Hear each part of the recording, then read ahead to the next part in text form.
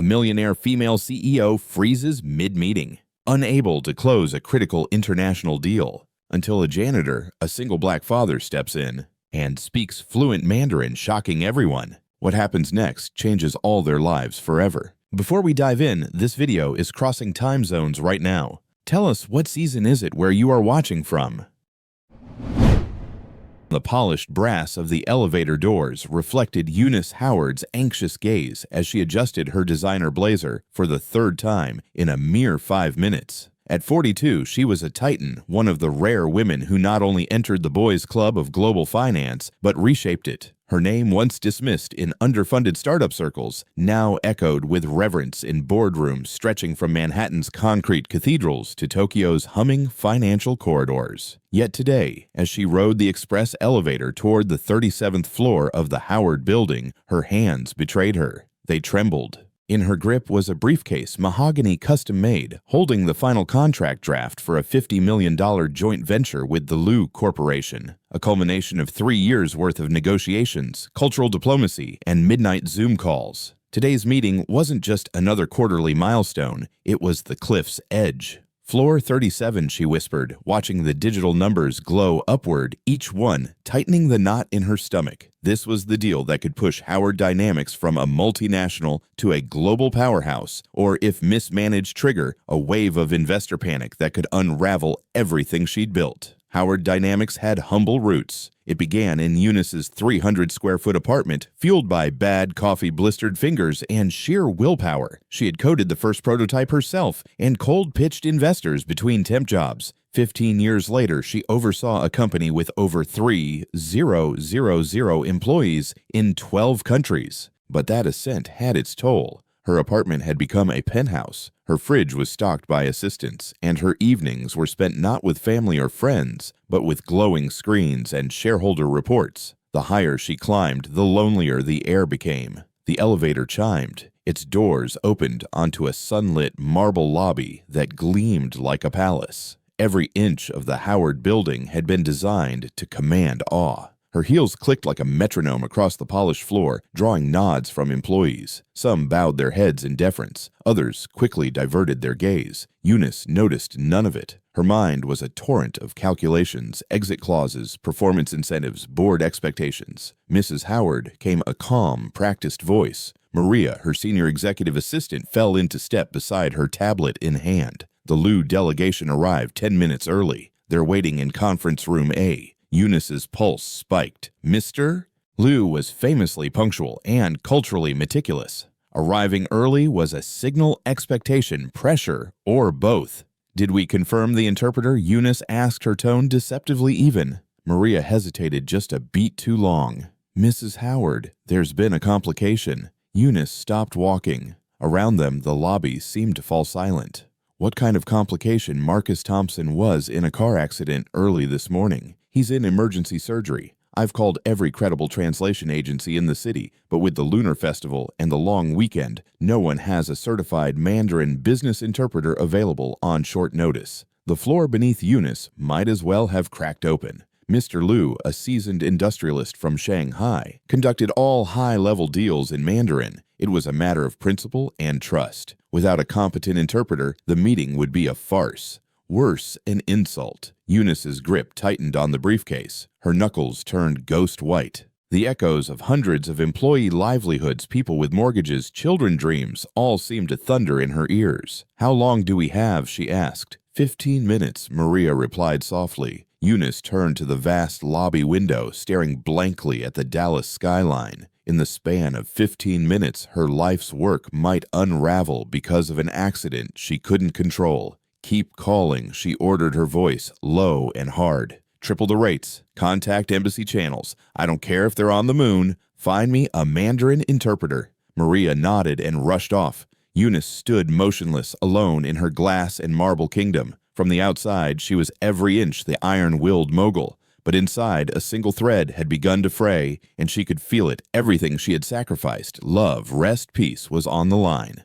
Meanwhile, on the 37th floor hallway, David Washington pushed his cleaning cart, humming a quiet tune to himself. At 49, his hands, though, weathered, and his eyes kind and deep. told the story of a man who had learned to distill joy from life's smallest moments. He had been working the night shift at Howard Dynamics for 8 months, largely unseen by most employees, yet profoundly grateful for the steady income and reliable schedule. Tucked into his cart's top compartment was a small, slightly worn, but lovingly framed photograph, a gap-toothed 7-year-old black girl with bright pigtails, his daughter Daisy. Every squeak of his cart's wheels, every hour spent mopping tile floors under fluorescent light, every paycheck, carefully deposited into his savings account, brought him one small step closer to the dream that gave his nights meaning, opening a small, warm community bistro, a place where Daisy could one day help him greet customers, pour lemonade, and learn the power of service, community, and resilience. David paused near conference room A. The tension bleeding out from under the heavy glass door was unmistakable. Through the frosted paneling, he caught glimpses of the Liu delegation, elegantly dressed men with stern expressions and body language that radiated restrained frustration. David recognized Mr. Liu from earlier visits, a respectful man with old-school manners, always leaving a small tip after David cleaned his temporary office suite. But tonight the man kept glancing at his watch, brows tightening. Down the corridor, David noticed Mrs. Howard pacing near the elevators. She always walked with purpose, shoulders back, stride steady, but tonight something was different. Her posture betrayed a crack in her formidable exterior, her hand pressed against her temple, and she whispered rapidly to her assistant Maria, who hovered beside her with a look of quiet panic. David had witnessed Eunice Howard from afar more times than he could count. He admired her without ever quite understanding why. It wasn't just her title or commanding presence, it was how she acknowledged people like him. A nod here, a thank you there. Eye contact, small things but rare in his world. He returned to his mopping, his rhythm slowing as snippets of conversation leaked from the conference room. The Liu delegation was speaking in quick, clipped Mandarin, their voices once restrained, now laced with impatience. "We've waited long enough," Mr. Liu said sharply in Mandarin. "If Howard Dynamics cannot provide basic professional courtesy, perhaps our time is better spent elsewhere." David's hand froze on the mop handle. He understood every word perfectly. Through the frosted glass, he watched as Eunice entered the room, Maria trailing behind her. Her usual confident smile was replaced by a careful, apologetic expression. Mr. Liu frowned, glancing past her toward his colleagues. The message was clear. Even without translation, there would be no meaningful conversation without a bridge between languages, and time was running out. David stared down at the photo of Daisy, her bright eyes staring back at him. 6 years ago, after her mother left, he had come to Dallas with a suitcase, a degree, and hope. A former professor of international literature, fluent in 5 languages, he had spent years teaching cultural narratives, symbolism, and translation theory at a top university. But layoffs, bureaucracy, and the brutal reality of restarting life without connections had left him invisible. The mop had replaced the microphone. Credentials had become memories. But watching this moment unfold, watching 3 years of Eunice Howard's diplomacy collapse because no one could understand one another, something deep stirred in his chest, a quiet fire that had long smoldered beneath the surface. His mother's voice echoed in his memory. David, gifts are meant to be shared, especially when the room's about to fall apart. The Liu delegation began to rise, gathering their folders. Mr. Liu spoke again, this time with finality. "We'll return to Shanghai tomorrow. Clearly, this company is not prepared for international business." David looked again at Daisy's picture.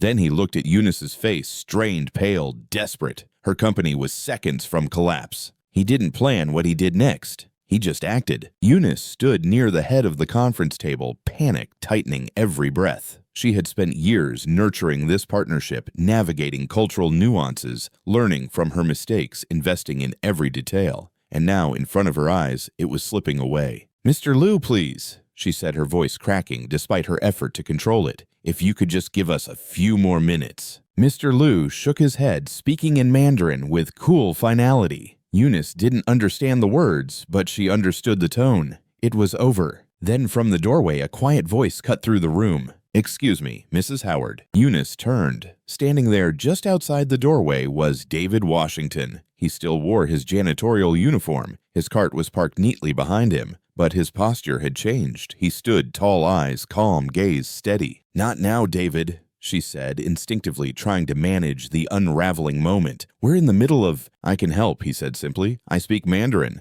The words hung in the air like a lifeline thrown to a drowning person. Eunice Howard stared at him, certain she had misheard. Around the conference table, Mr. Liu and his team paused their packing, their eyes narrowing in curiosity at this unexpected interruption from the quiet janitor in the hallway. "You what?" Eunice whispered her disbelief, catching in her throat. David stepped into the room, and in that instant, something in the atmosphere shifted. Gone was the image of the invisible night cleaner. In his place stood a man of unmistakable presence, calm, measured, capable. He looked directly at Mr. Liu and in perfect polished Mandarin spoke with both reverence and resolve. "Honored Mr. Liu, please forgive the confusion. Mrs. Howard has the deepest respect for you and your company. She's prepared to discuss terms that will benefit both our organizations in meaningful and lasting ways." Mr. Liu's eyebrows shot upward, surprise flashing across his face. He replied in rapid Mandarin this time, with interest replacing irritation. David nodded slowly, digesting every word with fluent ease, then turned to Eunice. "Mr. Liu says he's impressed that Howard Dynamics employs individuals with such unexpected talents. He's willing to grant 30 minutes to hear your proposal on the condition that I serve as translator." Eunice felt her knees soften, the wave of relief nearly making her dizzy. She stared at David, really seeing him for the first time. Beneath his humble uniform was not just intelligence, but elegance, an air of dignity, and perhaps something even nobler purpose. "Can you truly handle technical business translation?" she asked, trying to temper her rising hope with reason. David smiled gently, and somehow the stark fluorescent lights overhead seemed to soften around him. "Mrs. Howard, before I came here, I was a professor of international literature. I've translated everything from 14th century Chinese poetry to multi-country regulatory frameworks. Trust me." The word lingered in Eunice's mind. Trust, a word she didn't extend easily. She had built her life on caution, strategy, and absolute control. But in this moment, something deeper rose within her, something bolder. "Gentlemen," she said, turning back to the Liu delegation with renewed composure, "let's discuss the future." Mr. Liu settled back into his chair, his stern expression replaced by genuine curiosity. David moved beside Eunice, his presence now a bridge between two worlds. What followed was not simply a business meeting, it was a masterclass in diplomacy. David translated not just language, but intention. He wove meaning between cultures with grace. He captured tone, nuance, and even emotion with an artistry that transcended vocabulary. Mrs. Howard wishes to emphasize that this collaboration is more than a financial opportunity, David explained in Mandarin. It is a chance to build a bridge between business traditions, an alliance based on mutual understanding and shared ambition. Mr. Liu's eyes lit up. He responded animatedly, gesturing toward the open projections spread across the polished table. In Chinese philosophy, David translated, the strongest partnerships are rooted in mutual respect and a shared vision. Mr. Liu is encouraged by your preparation and commitment to honoring Chinese business etiquette. As Eunice listened, she realized she wasn't simply watching a translator at work. She was witnessing a man reveal the very soul of her company in another language. He adapted seamlessly, anticipating questions, gently clarifying legal terms, and tactfully steering around potential cultural pitfalls. During a brief pause, David leaned closer to Eunice and said quietly, "They're concerned about the speed of your proposed manufacturing schedule. In their view, haste suggests lack of deliberation. If you emphasize your preparation and strategic planning, it will put them at ease." Eunice nodded. She revised her next sentence accordingly, and when David relayed it, the tension visibly eased in Mr. Liu's shoulders. Then Mrs. Li, a senior advisor in the Liu group, leaned forward and addressed Eunice directly in Mandarin. David listened, then translated his voice, softening. "Mrs. Li asks if you have family. She believes meaningful business reflects personal values." The question hit harder than Eunice expected. Her personal life was a fortress, lonely, private, and sealed shut. But as she looked at David, who waited patiently with no judgment in his eyes, she found the courage to answer. "I've poured my life into this company," she said, her voice low, perhaps too much. "I've learned that success is hollow if you have no one to share it with." David repeated her words, but not mechanically. He carried the ache in her voice, the truth she had buried for years. The Liu team responded not with silence, but empathy. Mr. Liu nodded solemnly and shared a story of his own, the years he had spent away from his children in pursuit of expansion, the lessons he had only learned through personal loss. By the time the final page of the contract was reviewed, the atmosphere in the room had transformed, not just softened, but warmed. The foundation of trust, mutual respect, and human connection had been laid. Mrs. Howard Mr. Liu said his English careful but deliberate your translator.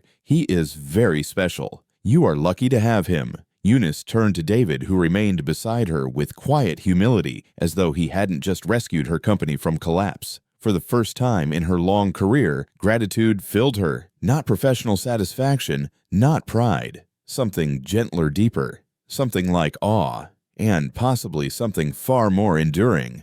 The contracts were signed just as the sun dipped behind the Dallas skyline, casting a rich amber glow across the conference room. That golden light softened everything. It touched glass, steel, and tension. It was the kind of light that could only be earned after a day full of risk, revelation, and reversal. When the last pen stroke was done and the final handshake exchanged, Eunice Howard remained standing at the head of the long mahogany table, unmoving for a full minute. Her mind was quiet, her breath steady. She had survived, but she knew with unwavering clarity that the man who had truly saved the deal was not her assistant, and not the high-priced legal team still packing up their briefcases. It was David Washington. 2 days later, Eunice stood alone in her corner office, the floor-to-ceiling windows behind her framing a panoramic view of Dallas. The morning sun cut sharp lines across the room, but her attention was fixed not on the skyline, but on the slim manila folder in her hands. It was David's personnel file. On paper, it was sparse. David Washington, age 49, employed as night maintenance staff for 8 months. No degrees listed, no accolades, no flags. Emergency contact, Daisy Washington, age 7. That was it. No mention of his fluency in 5 languages. No reference to his former career as a professor. No indication that this so-called janitor had stepped into a boardroom and held his own against one of the most exacting international delegations Howard Dynamics had ever hosted. Eunice closed the folder and stared at it for a long moment, the weight of everything she didn't know about this man settling heavily in her chest. Maria, she called, her voice clear but gentle. Her assistant appeared in the doorway almost instantly. Yes, Mrs. Howard. Eunice set the folder down on her desk. Ask David Washington to come to my office when his shift begins tonight. Maria blinked, confused. David, the janitor, is there a problem with his work? Eunice shook her head slightly, her expression unreadable. No problem at all. That evening, just after the building's main offices had gone quiet and the city lights began to blink alive, outside a soft knock landed on Eunice's door. She looked up from her desk. Come in. David stepped inside, still in his dark blue uniform, a little worn at the collar, his name patch slightly frayed. He stood tall, despite the plainness of his attire, carrying himself with a calm dignity that was becoming impossible to ignore. Behind him, the glass walls reflected the glow of downtown Dallas like a mirror to another world. You wanted to see me, Mrs. Howard. His voice was measured, respectful, but this time Eunice could hear the layers beneath education, patience, even a subtle musicality to his cadence. Yes, please sit down. She gestured to the leather chair across from her desk. David obeyed, sitting on the edge of the seat like a man unsure whether he truly belonged in the room. Eunice studied him closely. His hands rested on his knees, strong hands marked by labor, but steady. They were hands that had once carried books, chalk, maybe even lectured in front of rows of curious students. Now they mopped floors in silence for hours each night. Tell me about Daisy. Eunice said, her tone shifting to something more personal. David's shoulders relaxed slightly. She's 7, 2nd grade, Lincoln Elementary. She's bright top of her class in reading, obsessed with animals. Wants to be a vet. His voice warmed as he spoke, and without thinking, he reached into his pocket and pulled out his phone. He turned the screen to show Eunice a photo. A small girl beamed in the sunlight, her pigtails uneven, her smile unmistakable. That's her. Last weekend, we were at the park. She found a turtle and tried to give it a name and a house. She's beautiful, Eunice said honestly. Thank you. David tucked the phone away, and the moment hung for a second quiet. Eunice leaned forward, lowering her voice, and her mother David's expression shifted. Gone, he said after a pause. She left when Daisy was still in diapers, said she wasn't ready. I came to Dallas hoping for a better shot. It's been a long road. Eunice absorbed that quietly. She saw it now. Not just the intelligence, but the cost, the quiet sacrifices, the years of being underestimated, unseen. David, she said, carefully, her voice steady, the deal with the Liu Corporation was worth $50 million. Without you, it would have fallen apart. David said nothing. He looked down at his hands again, his thumb tracing the side of his palm. Why didn't you tell anyone about your background? Eunice asked, her tone more curious than accusatory. You could have been in a completely different position here. He lifted his gaze, meeting her eyes directly. In your world, Mrs. Howard, I'm invisible, a janitor, a man people walk past, not through malice, just habit. I didn't have the connections to re-enter academia or the time to explain my credentials to people who wouldn't believe me anyway. So I kept my head down. I focused on Daisy. I figured if I could give her a better future, that would be enough. Eunice didn't look away. She couldn't. What were you? She asked gently. Before all this, David's face didn't change, but his eyes took on something distant. A professor of international literature, Howard University. I specialized in cultural narratives language theory. I published. I lectured. I mentored students who now run departments. But when life hits, it doesn't care what titles you used to have. He let out a quiet breath. Without the right papers or the right introductions, I was just another overqualified man mopping a floor. A deep silence filled the space between them. Eunice felt it like a weight, guilt, respect, humility, wonder. She looked at him and saw the stark irony. She had spent tens of thousands on cultural consultants, yet the man with the deepest cultural wisdom in the building had been cleaning the hallways. David, she said, finally her voice gaining clarity, what if I told you that could change? He blinked. Hope flickered, quickly hidden by caution. Mrs. Howard, I appreciate the sentiment, but no. She interrupted softly but firmly. Howard Dynamics is preparing for a major international expansion. We need someone who doesn't just speak languages, but understands cultures. Someone who can navigate the human side of business. We need you.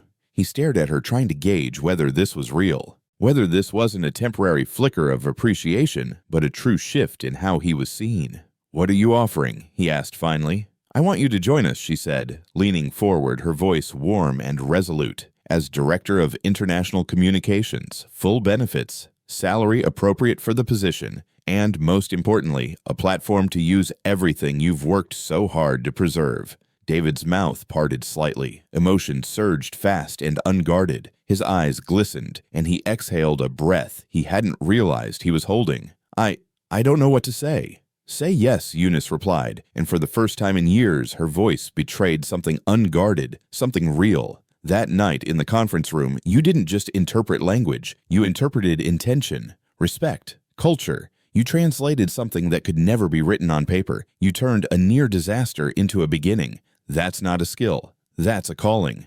David sat back, overwhelmed but steady. Slowly he nodded. Then, yes, I'll accept. Eunice smiled genuinely openly. For once, this wasn't a calculated win or a clever acquisition. This was something deeper. A correction, a recognition long overdue. Welcome to the team, Director Washington. Outside the window, the city pulsed with light, alive with stories unfolding in every direction.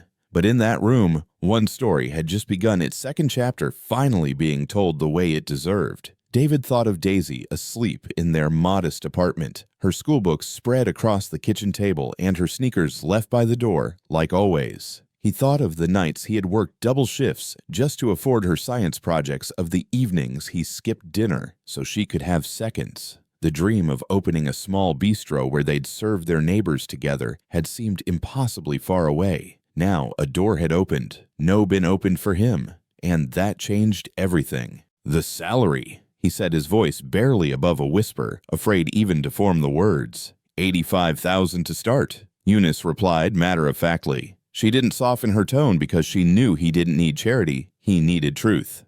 With performance bonuses tied to new international partnerships, full health insurance for you and Daisy, a college savings account in her name, and a signing bonus to get you set up in the new role.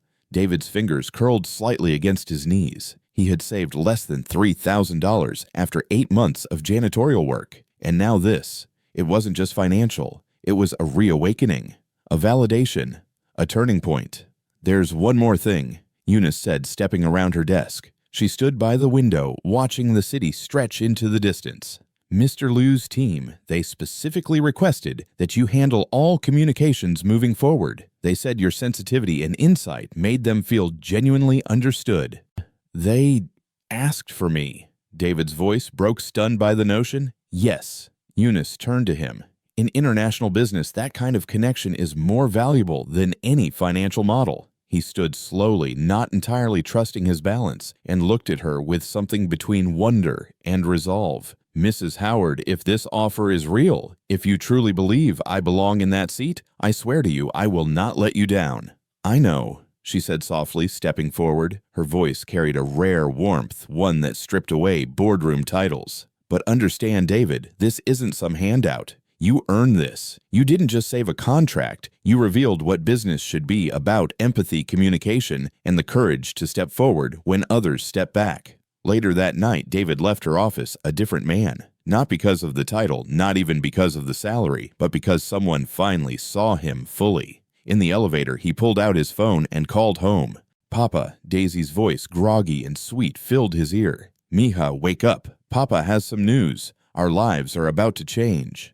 3 weeks later, David sat in his new office, high on the 35th floor, adjusting to the surreal reality around him. His name was etched in gold on the door, Director David Washington. He still woke early, made Daisy breakfast, and packed her lunch like always. But everything else had shifted. The spacious desk, the meetings, the respect.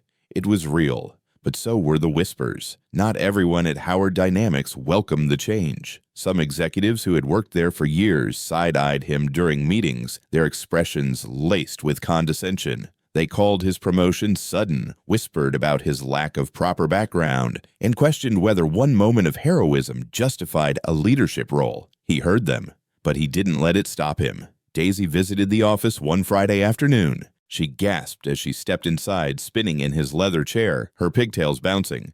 "Papa, your office is bigger than our whole house," she squealed. He laughed, watching her wonder with a full heart, but also worry. The new neighborhood, the private school, they were blessings, yes. But big changes too fast could be unstable. He wanted to shield her from the uncertainty. And then the intercom buzzed.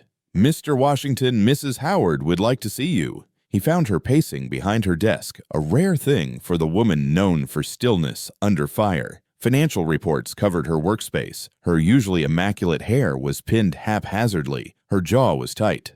"The Frankfurt expansion is falling apart," she said without looking up. "Our German partners are threatening to walk." David's stomach dropped. "What happened?"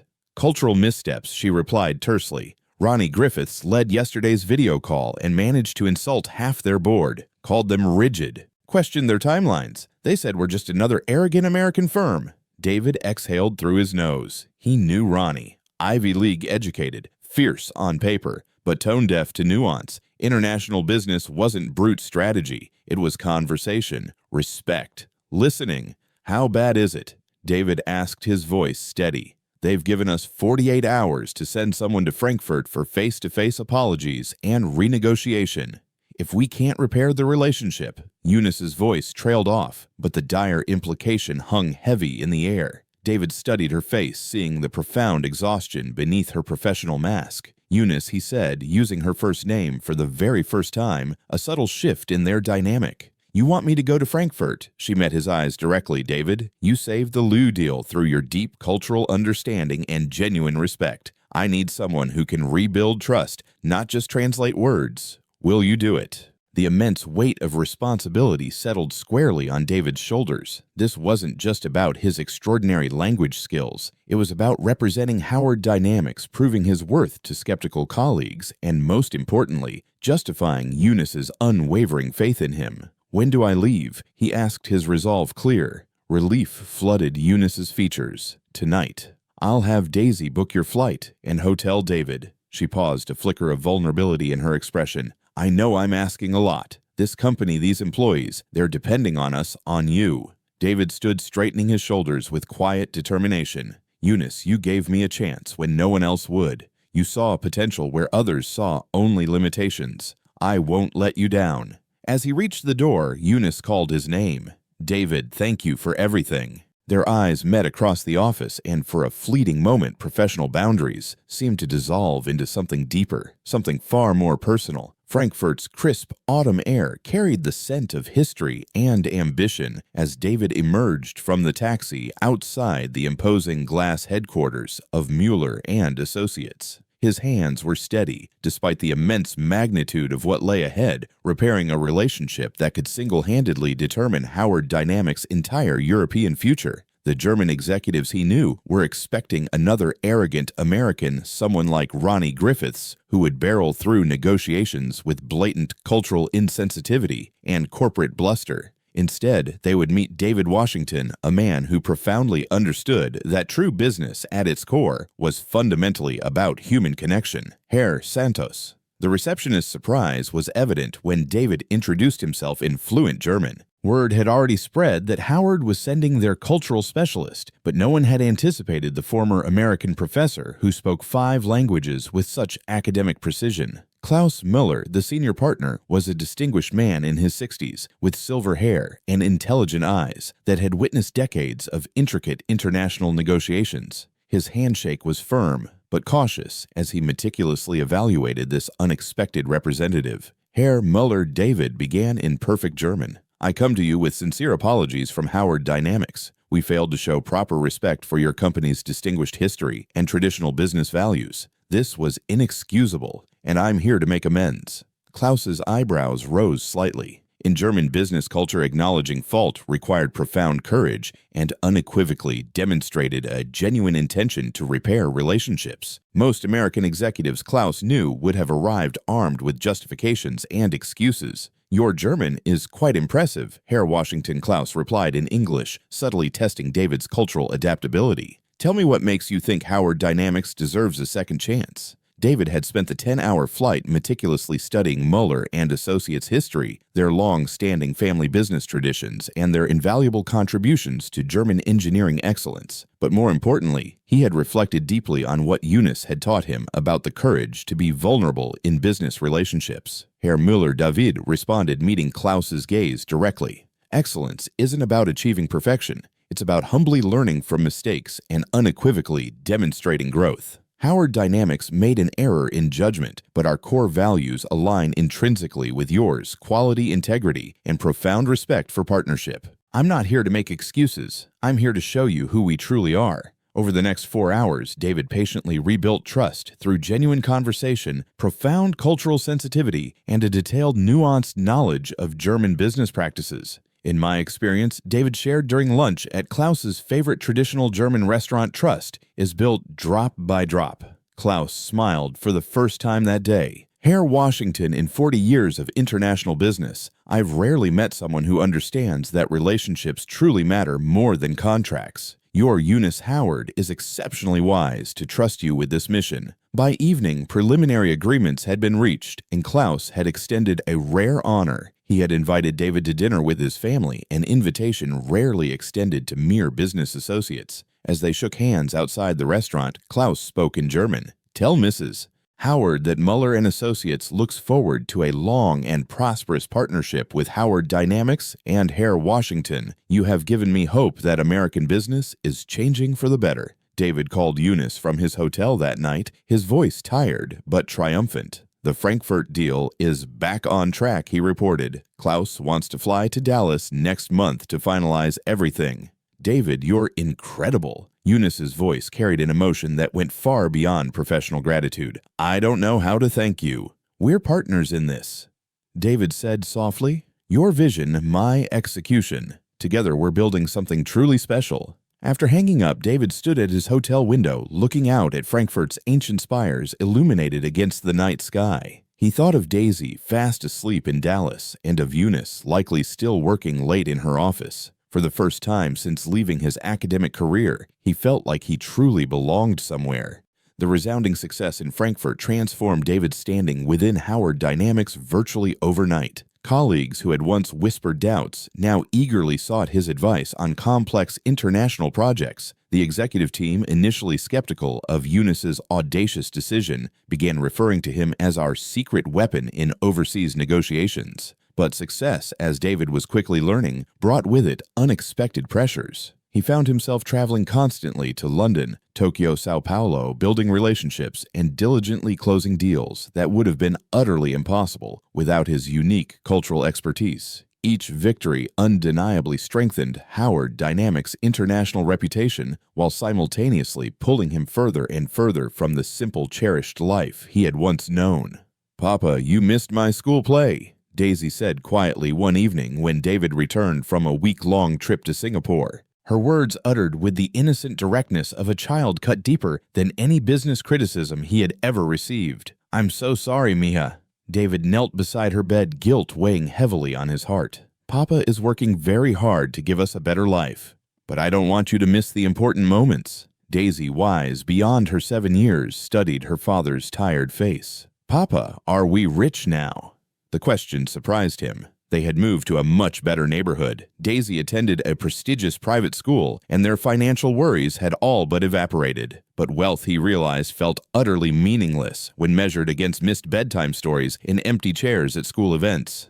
"We're comfortable, Mija," he said, softly smoothing her hair. "But the most important thing hasn't changed. Papa loves you more than anything in the world." Meanwhile, Eunice was grappling with her own complex, unexpected emotions. David's success had far exceeded every expectation, but their professional partnership was subtly evolving into something that both frightened and exhilarated her. She found herself eagerly looking forward to his return from trips, seeking his opinion on matters far beyond international business, and most surprisingly sharing personal thoughts she had never revealed to anyone. "You're different with him," Maria observed one afternoon, catching Eunice smiling absently while reading David's email from Milan. "What do you mean?" Eunice asked, trying unsuccessfully to sound casual. "You're softer, happier. I've worked for you for 5 years, and I've never seen you light up the way you do when Mr. Washington walks into a room." Eunice turned to her window, hoping to hide the telltale flush in her cheeks. Maria was undeniably right, but admitting her feelings for David felt like crossing a dangerous line, one that could complicate everything they had so carefully built together. The complexity deepened when David returned from Italy with news that would severely test both their professional and personal boundaries. "Eunice, I need to tell you something," David said, standing in her office doorway late one Friday evening. The building was empty, save for them creating an intimacy that made Eunice's heart race. "The Milan negotiations went perfectly, but—" David hesitated, running a hand through his hair, his gaze troubled. "Carlo Rossini offered me a position with his company, Director of European Operations, based in Rome. The salary is—" He named a figure that made Eunice's breath catch in her throat. "David," she whispered, feeling the ground shift beneath her feet. "I haven't given him an answer," David continued quickly. "I told him I needed time to consider, to discuss it with—" He paused, his eyes meeting hers directly. "With the people who matter most to me." Eunice stood slowly, her sharp business instincts warring fiercely with emotions she had kept buried for many months. Losing David professionally would undoubtedly devastate Howard Dynamic's international expansion, but the thought of losing him personally felt infinitely, excruciatingly worse.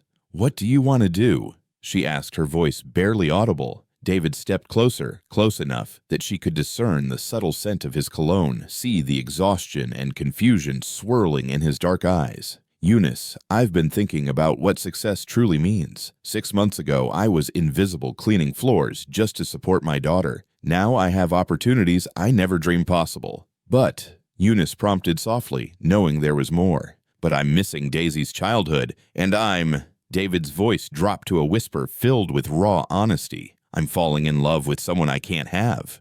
The words hung between them like a fragile bridge neither sure they should dare to cross. Eunice's heart seemed to stop at David's heartfelt confession. The air in her office felt electric, charged with months of unspoken attraction and carefully maintained professional boundaries. Outside her windows, Dallas glittered in the vast darkness, but all she could truly see was the vulnerability in David's eyes. "David," she began, but he stepped closer, his hand reaching toward her face before stopping himself, hovering inches away. "I know this complicates everything," he said, his voice thick with emotion.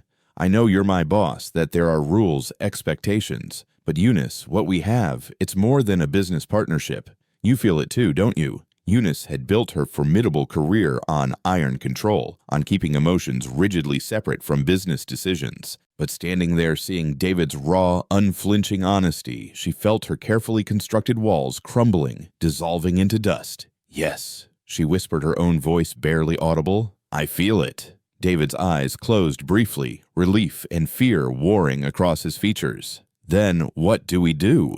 Before Eunice could answer, her phone rang the emergency line that only Daisy's school and a few key clients possessed. David immediately tensed, recognizing the unmistakable harbinger of potential crisis. "Mrs. Howard," the voice belonged to Daisy's teacher, Mrs. Patterson. "I'm calling about Daisy Washington. Her emergency contact information lists you as secondary guardian." Eunice's blood turned to ice. David had added her name to Daisy's school records after she had spent an evening helping Daisy with a science project, but she had never, not once, expected this. "What's wrong?" Eunice demanded, putting the call on speaker so David could hear. "Mrs. Howard, thank God." "Daisy collapsed during recess. We've called an ambulance and they're taking her to Children's Medical Center. Her father isn't answering his phone." David grabbed Eunice's phone, his voice laced with frantic worry. "This is David Washington. What happened to my daughter?" The next few hours blurred into a waking nightmare of stark hospital corridors, worried doctors, and David's desperate, fervent prayers as they waited agonizingly for test results.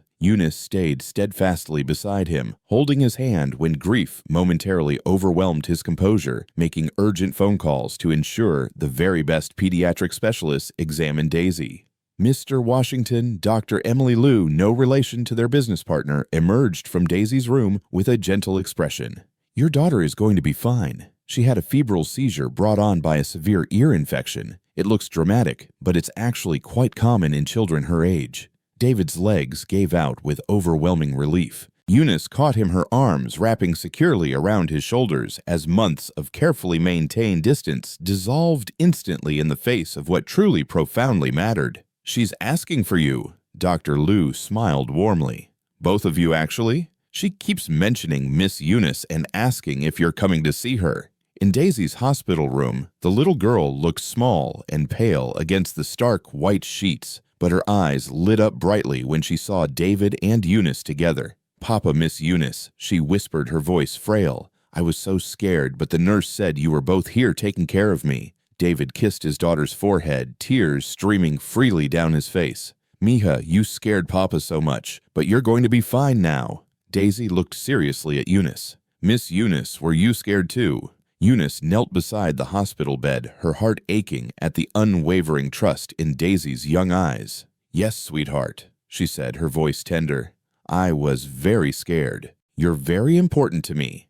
"Papa says you're important to him too," Daisy said with 7-year-old directness. "He smiles different when he talks about you." David and Eunice exchanged a profound look over Daisy's head, both realizing in that moment that their deep feelings had been obvious to everyone except themselves. As Daisy drifted off to sleep, exhausted by the day's trauma, David and Eunice sat quietly in the hushed hospital room, still holding hands, finally understanding with crystalline clarity what truly mattered most. "The job in Rome," David said quietly, his voice filled with newfound perspective. "Doesn't matter," Eunice replied, her voice soft but firm. "Nothing matters except the people we love." David turned to face her fully. "Eunice, I need you to know, whatever happens between us, you saved more than my career. You saved my family. You gave Daisy stability, opportunity, hope." "David," Eunice said, her voice breaking with emotion, "you saved me too. You showed me that success means nothing if you're alone, that taking risks on people on love is the only thing that truly matters." Outside Daisy's room, as dawn broke over Dallas, they kissed for the very first time. Not as boss and employee, not as CEO and director, but as two people who had found something infinitely more valuable than all their professional achievements combined. 2 months after Daisy's hospital scare, Howard Dynamics faced its biggest crisis yet. A hostile takeover attempt by Blackstone Industries threatened to dismantle everything Eunice had so painstakingly built, with corporate raiders offering shareholders immediate tempting profits in exchange for the company's very soul. "They're offering 30% above market value," Eunice's lawyer explained during an emergency board meeting. "Unless we can present a compelling alternative, the shareholders will vote for the takeover in 3 days."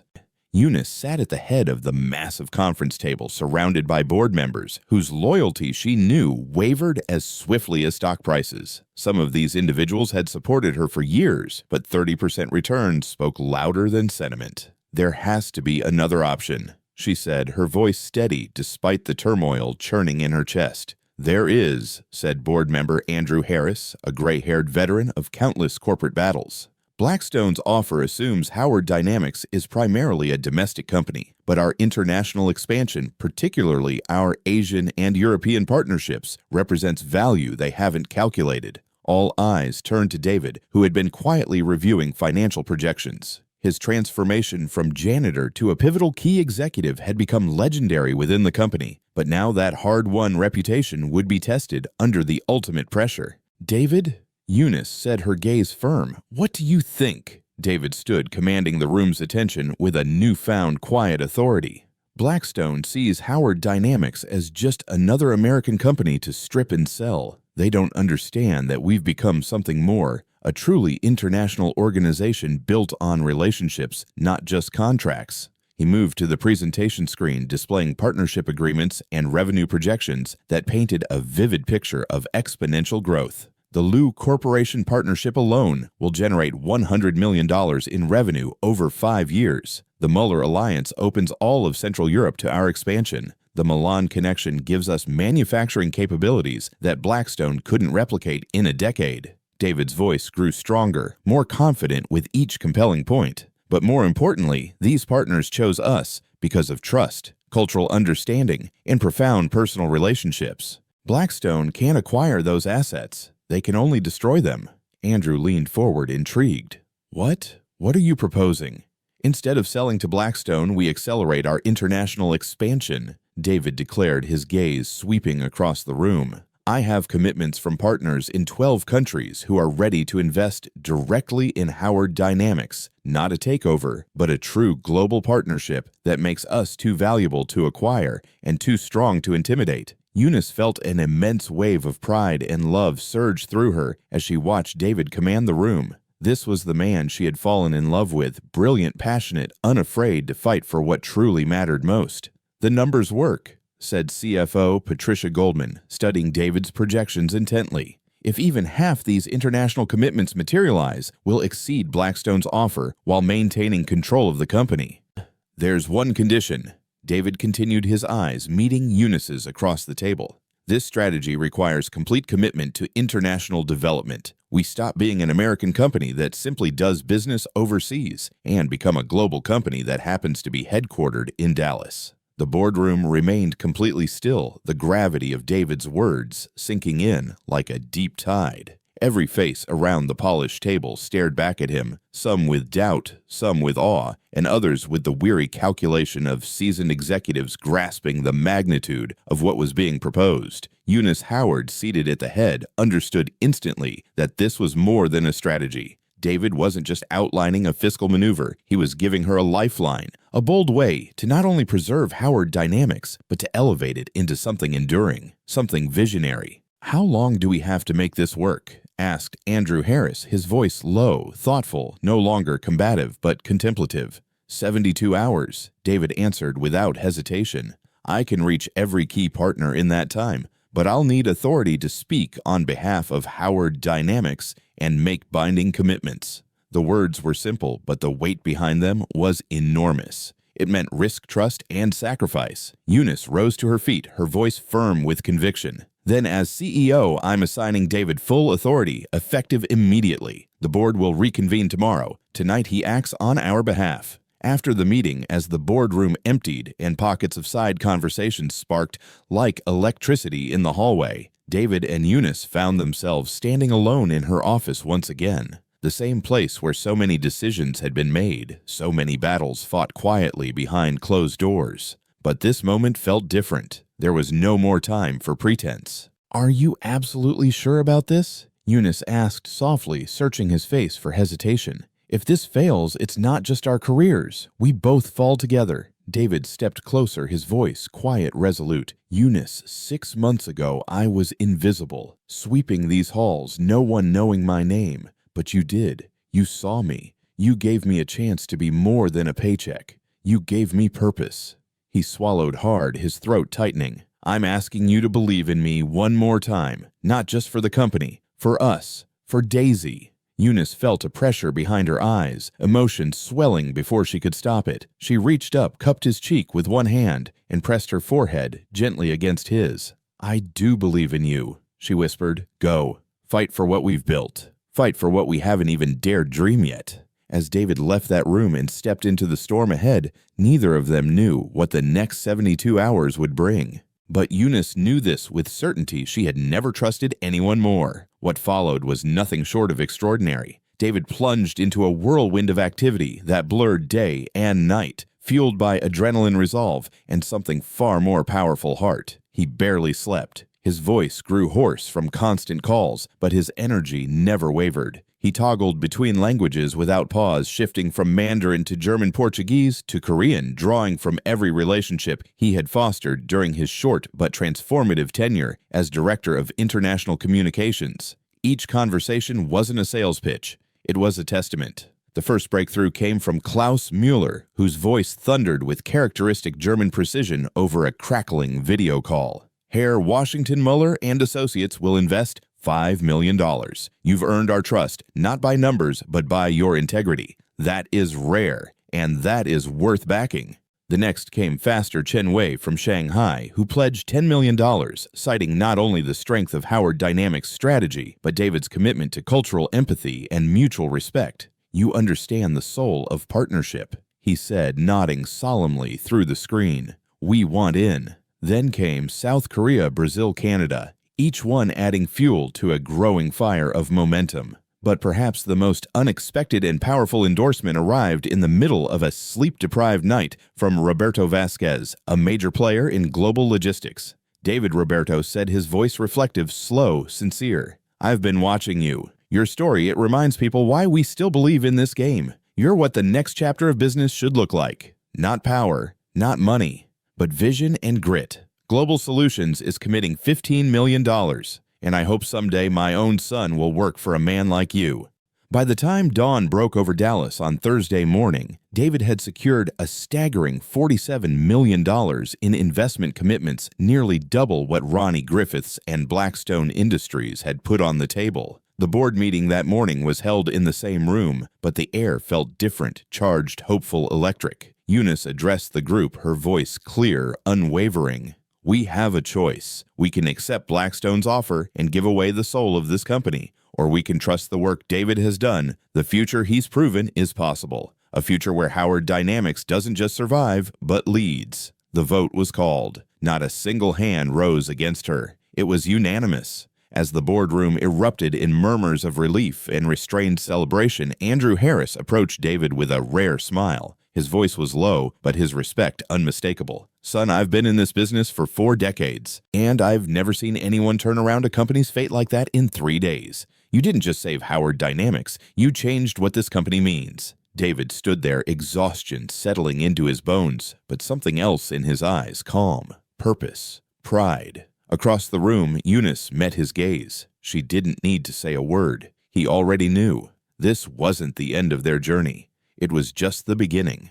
But David's greatest victory didn't come in a boardroom or with financial reports. It came that evening when he walked through the front door of their modest home and was immediately swept up by the momentum of a small body hurling itself into his arms. Daisy, in her unicorn pajamas, threw her arms around his neck so tightly he had to steady himself. "Papa, Miss Eunice called. She said you're a hero," she exclaimed, her voice bursting with excitement and pride. "She told me you saved everybody's jobs." Her eyes sparkled as she looked up at him, like he had hung the stars in the sky. David dropped to one knee, setting down his travel bag as he embraced her. The warmth of her hug filled the hollow spaces in his chest, left behind by exhaustion, fear, and stress. "Mija," he whispered, pressing a kiss to her temple. "The real heroes are the ones who believe in each other, who give people a chance, who put family first no matter what. That's the kind of success that really matters." Daisy tilted her head, her brow scrunching as she considered this seriously. "Papa, are you going to marry Miss Eunice?" The question stopped him cold, catching him completely off guard. He blinked, stunned, unsure how to respond. But when he looked into his daughter's hopeful face, he saw something that brought clarity, the way her small hands rested trustingly on his shoulders, the genuine hope in her voice, the quiet belief that love makes people better. "Would you like that, mija?" he asked softly. Daisy nodded with solemn authority, the kind only children could possess. "Miss Eunice makes you happy, and she makes me feel safe. That's what families are supposed to do, right? Make each other feel safe and happy." Her words, innocent but piercing, echoed through him, long after she had skipped off to brush her teeth. Later that night, after Daisy was tucked in bed and the house was silent, except for the gentle whir of the air conditioner, David stared at his phone. Then, without hesitating, he dialed. "Eunice," he said when she picked up his voice, carrying a gentle urgency, "we need to talk." They met that night at the small coffee shop they had both grown fond of, a little corner place they had come to rely on during countless late nights and long talks. David had once brought Daisy here when he was still mopping floors, buying her cookies and milk with the change in his pocket. Now the worn booths and warm lights felt different, more intimate, like they had borne witness to a story still unfolding. Eunice was already seated when he arrived, her hair pulled back, a soft smile playing on her lips. David sat down across from her, resting his palms on the wooden table between them, then slowly reached for her hand. "When I walked into that conference room 6 months ago," he began, his voice steady but thick with feeling, "I was just trying to help. I thought I was saving a meeting. I had no idea I was starting something so much bigger." Eunice's eyes shimmered, her hand tightening gently around his. "You didn't just save a meeting, David. You saved me. You reminded me that love and purpose aren't things you have to sacrifice to succeed. They're the reason success means anything at all." David inhaled, reaching into his jacket pocket. His fingers trembled slightly as he pulled out a small velvet box and placed it on the table. "Eunice Howard, you saw a man no one else saw. You looked past what I wore, past my job title, and saw the person I had almost forgotten I could be. You gave me back my dignity, my direction, my hope. Will you let me spend every day proving that your faith in me wasn't misplaced? Will you marry me?" Tears rolled down Eunice's cheeks, her breath catching as she opened the box and saw the simple but beautiful ring nestled inside. She nodded, her voice breaking with joy. "Yes," she whispered. "Yes." 6 months later, their wedding took place atop the Howard Dynamics building in a rooftop garden transformed by string lights, fresh flowers, and the kind of joyful energy only genuine community could create. It wasn't just a ceremony. It was a celebration of resilience, love, and second chances. Guests from across the globe gathered under the open sky, executives, janitors, family members, and longtime partners like Mr. Liu and Klaus Muller. Everyone had come not out of obligation, but out of heartfelt affection and admiration for the couple who had dared to rewrite the rules. Daisy, dressed in a flowing pale pink dress dusted with glitter, scattered flower petals down the aisle with careful concentration, then took her place of honor beside Eunice, proudly holding her hand. The vows, spoken in English, Spanish, and Mandarin, echoed across the rooftop as the breeze swept through, carrying every word to the skyline of Dallas. David and Eunice pledged their love not just to each other, but to the shared purpose that had brought them together, a commitment to see people truly see them and to lead with both heart and honor. Mr. Liu, typically reserved and composed, wiped his eyes discreetly as Eunice and David exchanged rings. Klaus Muller clapped a bit louder than was necessary, and even Andrew Harris cracked a rare smile, whispering to the CFO beside him, "This is the kind of legacy money can't buy." As evening fell and the rooftop lights twinkled like stars overhead, the music began an unexpected but joyful blend of mariachi jazz and classic soul. David led Eunice to the dance floor, his hand steady on her waist as they moved together, not perfectly, but beautifully surrounded by laughter and cheers. Daisy twirled between guests, dancing with board members and baristas alike, her laughter the loudest sound in the city at that moment. And there, among the clinking of glasses, the shuffle of dancing feet, and the hum of warm conversation, David and Eunice proved what so many had doubted, that the most meaningful success stories are not written by power alone or profit margins, but by courage, connection, and the unwavering belief that love, not just strategy, is the foundation of everything worth building. As the final song drifted into the night, guests began gathering near the edge of the rooftop, gazing out over the Dallas skyline glowing beneath them. Eunice leaned into David's shoulder, her voice low but certain. "We did it," she whispered, not just about the company or the wedding, but about everything, the risks, the fears, the second chances. David kissed her temple, his eyes fixed on Daisy, who had now climbed onto a chair, waving at the stars as if sending them a message. "No," he said softly, "we're just getting started." In that moment, surrounded by people from every rung of life, janitors, executives, investors, family, they didn't see themselves as a CEO and a director, or even as husband and wife. They were simply two people who had chosen each other again and again, despite the odds. And with that choice, they had built something far greater than a business. They had built a life. Thank you truly for staying with us through this entire journey. If you're still here listening, feeling, breathing with these characters, then this story has done what it was meant to do. It's not just a tale of business or love or resilience. It's about how unseen people rise when someone finally sees them, about how second chances can become new beginnings, and about how family by blood or by choice can anchor us through life's hardest storms. We're deeply grateful for your presence, your time, and your open heart. Stories like this only come to life when someone like you is willing to receive them with empathy and compassion. If this touched you, if it reminded you of someone you love, or made you believe in the power of quiet courage, we'd be honored if you left a like, subscribed, or shared your thoughts in the comments. Let us know where you're watching from. We're always moved to see how stories connect us across oceans and borders. Your support helps keep this creative space alive, and we carry that gratitude into every word we write. Until the next story, stay kind, stay curious, and never underestimate the extraordinary strength of an ordinary heart. We'll see you in the next chapter. Join us to share meaningful stories by hitting the like and subscribe buttons.